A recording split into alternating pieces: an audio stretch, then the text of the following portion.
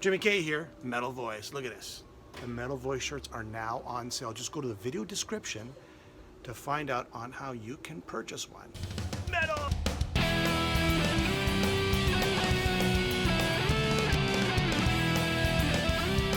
Welcome to another edition of the Metal Voice. Today on the show, the guru of hard rock, heavy metal in Prague, the one and only Mr. Martin Popoff. Martin, what's going on? Hey, thanks for having me on. Well, I guess we're here to talk about an Iron Maiden book that you actually contributed to a little bit, which is cool. Very, very cool. It's Iron Maiden Album by Album.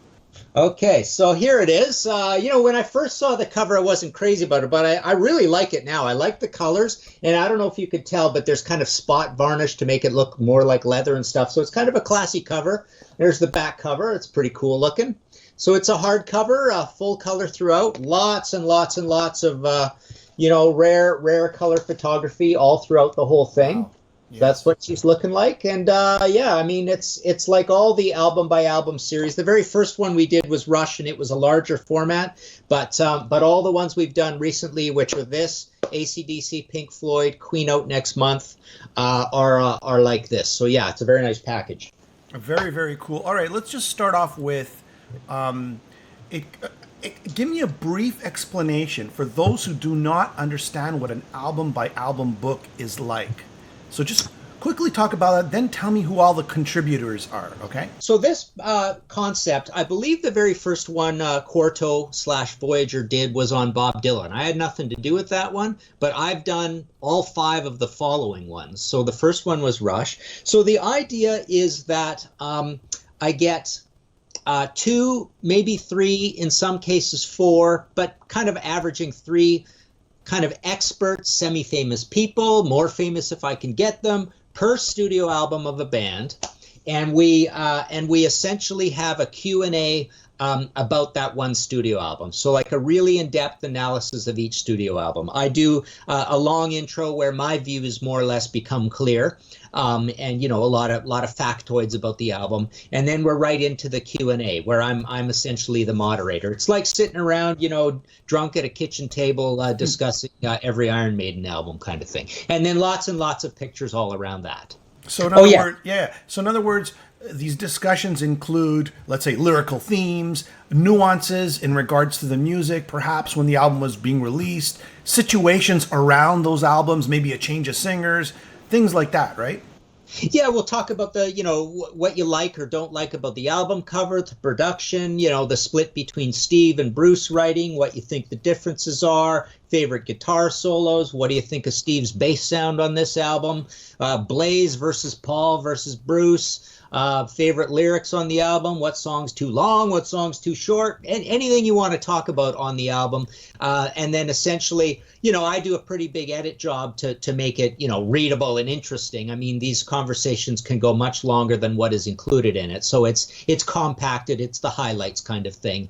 And then, from these couple of experts, and, they're experts / semi-famous people, like I say, and essentially, you have to be a big, fan of Maiden to be in here and prove that you can do it. I mean, my usual ask when I go, my hardest ask, my most like, okay, you got to do some homework, is more like, I need you to talk for an hour on 2 Iron Maiden albums. So it's a daunting thing to be told that. I need you to talk about 2 records for like a half hour each, 20 minutes each kind of thing. So it's a fair bit of work. You do have to do a little bit of homework. And I forgot, you asked me who the contributors were. Yes. There's our Union Jack to start it out where I sign them.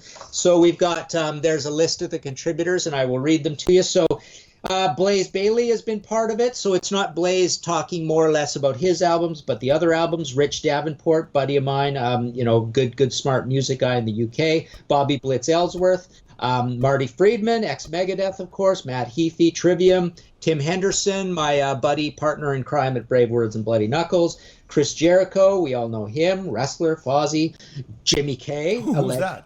Montreal. He's the metal mover and shaker of all of Montreal. Sean Kelly, A buddy of mine here, good expert, been in a lot of cool Canadian bands. Mike Portnoy, Extreme Theater, Frank Potvin, another excellent Maiden expert buddy. Kirsten Rosenberg, who was in the Iron Maidens. Brian Slagle, we all know him, runs Metal Blade. Nita Strauss, also Iron Maidens, and now Alice Cooper's guitarist, right? And Ahmet Zappa, believe it or not, to close things out. And he talks about some of the modern stuff, which is kind of cool. So yeah, I mean, there's a lot of modern Maiden albums that it takes a special kind of person to be an expert on, right? Because they put out a lot of stuff. Everybody knows the early stuff and the mid stuff, but not everybody knows the later stuff. So it's kind of cool. So those albums get, a full, good, deep, scholarly analysis as well. And here's my question. So, you've talked to so many of the journalists / artists / Maiden fans. What did you learn in the Di'Anno era that you didn't know? What did you learn in the Blaze era that you didn't know? And what did you learn in the Bruce era that you didn't know? Yeah, wow, that's a tough question, boy. I may not be able to answer any of that. Well, actually, there was a lot of cool lyrical analysis. Now, I can't think of specifics, but given that I'm here talking to you, that reminds me of our conversations, and you came up with a lot of great lyrical stuff that I didn't really notice, like a lot of cool insights about what the lyrics mean, and a lot of trivia. So yeah, there was a lot of trivia that came up all along. But just a lot of good appreciation. I think the main thing I learned was to look for what to appreciate across all of these records. And some of the guitarists, come to think of it, let me look at this list again. The guitarists like Nita, definitely. Sean Kelly told me some. Marty Friedman, even some interesting, more technical guitar-y type things I learned from those guys. Blaze told me a little bit about the intricacies and difficulties of singing some of these things. Brian Slagle about the early days of meeting these guys and what they meant to them. Frank Potvin is an awesome Maiden expert as well. So yeah, and it's surprising to hear how deep a fan Chris Jericho was, and he wanted to do a Blaze era album because he considers himself a little bit of a contrarian. But yeah, it's just everybody across these books. It's nice to get a real cross section of types of people who will drop down on different things, emphasizing lyrics or emphasizing technicality, talk about, gear, different chord patterns, chord changes, being able to pick out the subtleties between the difference between the guitar soloing of the guitarists. So, I was always skeptical about this process, but I've got nothing but kind of good response where people say these books are a really cool read. They've learned things, and they like sort of the casual conversational nature of moving along through it. Not all good response. I mean, I definitely have had people say, "What do I care about what these people think?" Granted, if you are an expert absolutely on par with these people, then possibly you're going to say, well, I'm not learning that much because I know this much. But basically, everybody in here is uncommonly an Iron Maiden expert. I got to tell you, when you've asked me to do a few albums, it was a real learning experience for myself because I had to dissect, the vocals, the lyrics, the music, and and it was really interesting to see how much work Iron Maiden does put into all their albums, in terms of production, in terms of album cover, in terms of music. And every album has its own little, I don't know if I call it a secret, but its own little niche or its own little special place in the catalog. How's that? Yeah, I totally agree with that. And it's almost like everyone is a subtly different little world. Yes, exactly. And that's a better way to put it. All right, so let's end off with this. After talking to so many artists and journalists and lovers of Iron Maiden, after doing this book, what conclusion have you come to as a top 5 Iron Maiden albums? I mean, did it change? Just give me quickly overall your top 5 Iron Maiden albums. Okay, well, I think the thing I learned the most was because I had to go in and study it. Like, I really like the last 5 Iron Maiden albums. I'm not saying they're my 5 favorites, but I would say I have said this to people. When you're being very general about these things on Facebook, right? This is absolutely true. I would say my favorite 10 Iron Maiden albums are the first 5 and the last 5. That's definitely something I would say. But I would say, being an old man at this point, and Iron Maiden having so much nostalgia for people, myself included, I'm one of those guilty guys where, I have just great magical nostalgia for Maiden. So I would say I would have to include in the top 5 either Final Frontier or Book of Souls, but I would also say that absolutely at the top, and this has never ever wavered, this has always been the same, Peace of Mind. I feel that's the record where you get the Iron Maiden sound basically codified for the first time. And then frankly, it took a little bit to their detriment. They basically never change ever again. And I will argue that to the death of anybody. I mean, I basically think it's such a distinctive, cool, interesting sound that has a lot to do with Nico. It has a lot to do with the production, Steve's bass sound.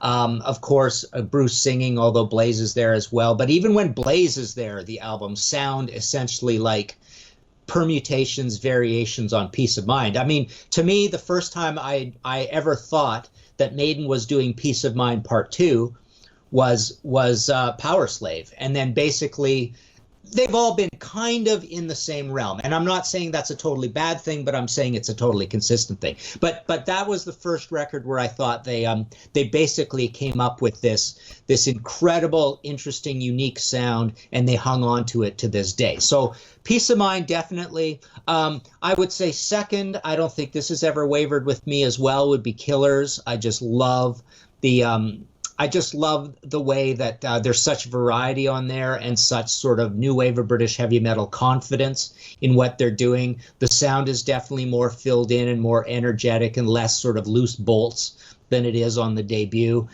So Killers second. I always have a lot of contention with people.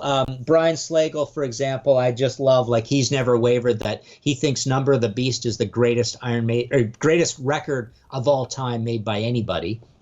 And so he's in there talking about that, and I argue a little bit in that chapter, I suppose, with thinking there are a few duff tracks, but I would almost put that my third favorite, maybe tied with Matter of Life and Death, maybe tied with Power Slave, kind of in that range because there are a few patchy tracks, but obviously that record has an incredible magic to it because of Clive, because of the interesting production on it, the kind of rushed, hurried, but still full range production that we get out of that from Martin Birch. Is that 5? Iron Maiden, I'd say the first one as well would be somewhere in that 5th to 6th slot. Because I remember buying that as a UK new release, at Strawberry Jams down in Spokane when we go on these trips to buy, Sounds magazine. Well, it wasn't really a magazine at that point. It was more of a newspaper. Well, it was always a newspaper. This is before Kerrang, right? But yeah, I bought that as a new release, a UK new release, $8.98 or whatever. But yeah, that was a super, super magical album too. You could just tell this band was going to be leaders of the new wave of British heavy metal, and they instantly were. Yeah. And to end off, just tell us quickly where people can pick this up. I know it was released October 16th, I think, or 19th. It was just released recently. Where can people get a copy of it? And just give everybody some direction. Yeah, so I do a lot of signing and shipping right from my office in Toronto of a lot of my books, and I do have the Iron Maiden book as well, so that's martinpopoff.com. This particular book I don't have on the website yet, but I have been signing and shipping them already, so you can email me as well at martinp@inforamp.net. But all my recent books there, besides the Maiden, are up with a full page, PayPal Buy Now buttons for Canada, International, US. And like I say, I sign them all to whoever buys them and ship them out from the office. So that would be the recent Judas Priest, the recent Sabbath. We've got a new one coming up soon, top 250 heavy metal songs of the 1970s. And yeah, the new Alice Cooper actually just came out as well. So there's been about 3 books in the last 2 months. So there we go. All right, Martin Popoff, the new book, Iron Maiden Album by Album, senior writer of Brave Words. Go check out the website. Always some great news feeds there. Consistently, I go there every day, and I love what you and Tim do. Great job. Thank you, Martin. Thank you for being a guest. All right. Thank you, Jimmy. We'll talk to you later.